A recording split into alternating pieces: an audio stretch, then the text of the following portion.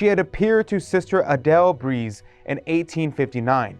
In honor of the apparition, a wooden chapel was built dedicated to Our Lady of Good Help.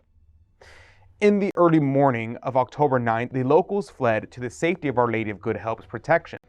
It seems irrational to seek safety in a wooden structure in the middle of the greatest wildfires in American history, but they abandoned themselves to practice the great virtue of confidence. Hoping against all hope, the locals had so much confidence in Our Lady's protection that they drove their livestock onto the chapel grounds.